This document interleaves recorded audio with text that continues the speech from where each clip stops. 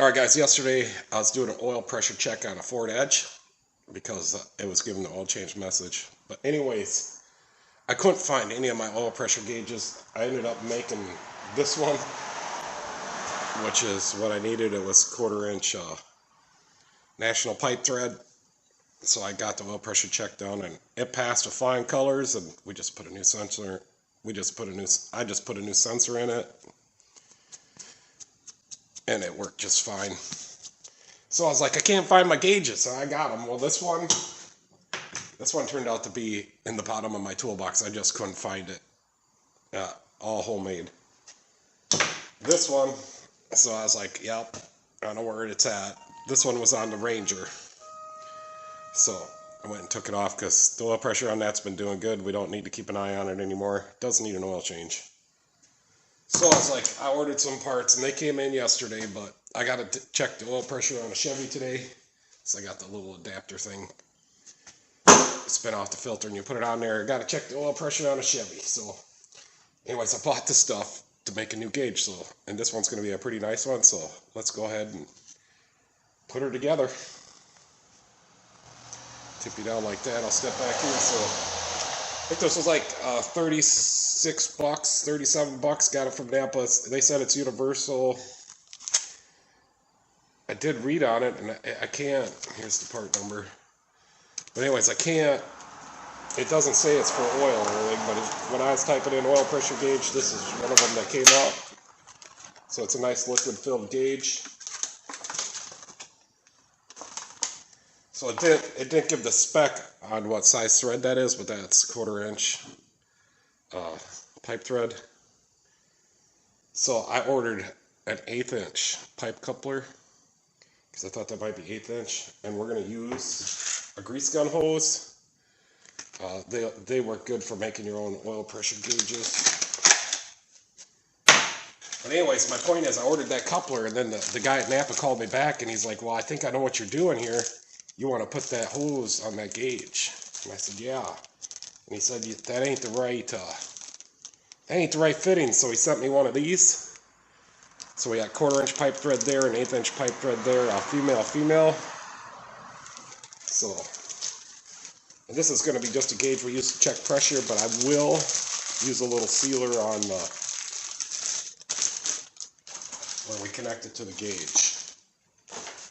Yeah, I got the adapters. Here's my stuff to check oil pressure on that Chevy. We might check her in two places at the same time. We might pull a sensor out. So I got an adapter to go where the sensor goes.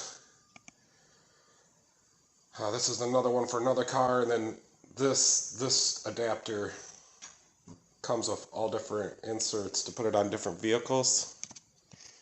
So our Chevy has a 22 millimeter.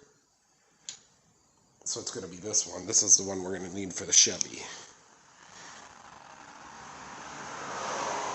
Yeah, maybe there. I don't know. So basically you put that up there. You put this adapter through here, which it's a very tight fit. We might have to do some. But anyways, you'll put this up there, put this on there, and then you'll be able to screw the oil filter back on there, and you'll be able to check pressure. It looks like all these ports go to the same place, so yeah. Yeah, that's how it's supposed to be. So yeah, they slip through there like this, and then you screw that on. This 122 one must be mismade. Yeah, they all fit but the 22. Yeah, we'll have to sand that down, I guess. Okay. So Amazon parts, yep.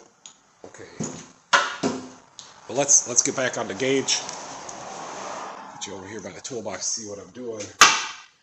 We use a little Loctite 565, and this is an older tube. It's like something's gonna come out of there. So there we go.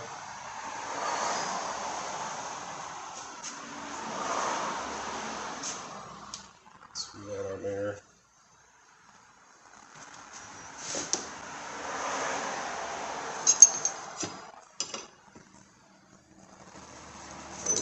9/16 maybe.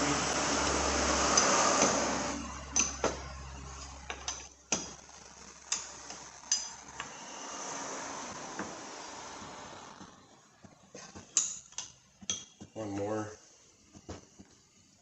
Alright, there we go. So that's tight. Yeah, did I say that's an oil-filled gauge? She's got oil in it. Alright, let's put our hose on there. I got a new tube of this stuff. I've been using that tube for the last 20 years. Use it on head bolts and water pump bolts. I guess I know a lot of pipe fittings.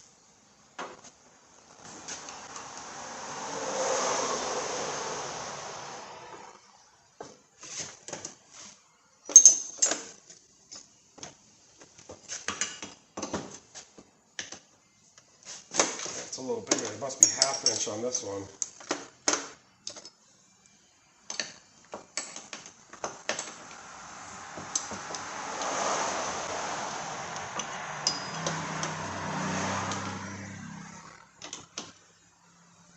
Alright, there we go. That'll work good. Got some extra wrenches up here in the front. So here's a nice wrench I made back in the day for doing transmissions on GM. Needed this 18 and the 15.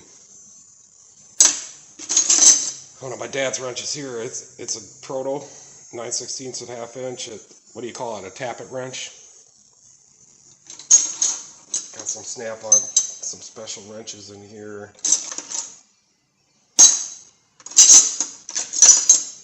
Another snap-on, a thinner one. Bunch of different stuff in here. So you get one drawer toolbox tour today. Here this wrench comes in handy. I bought this from Snap-on, I don't know, probably like 25, 30 years ago. I use it for the differentials for the pin. 5/16. The spider gear pin. And then it comes in handy. It really comes in handy for the GM side post batteries.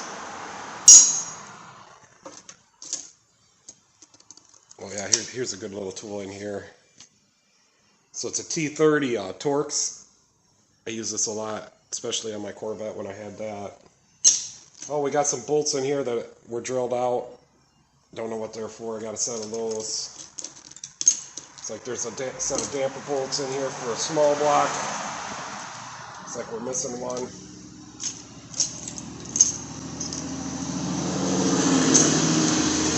Oh, here it is. So we got the 3 damper bolts for the Chevy right here. All the toolbox keys, and yep, I'm the sheriff. Alright guys, I'm gonna check the oil pressure on that Chevy. Hope you guys are all working hard, having a good day, and catch me next time.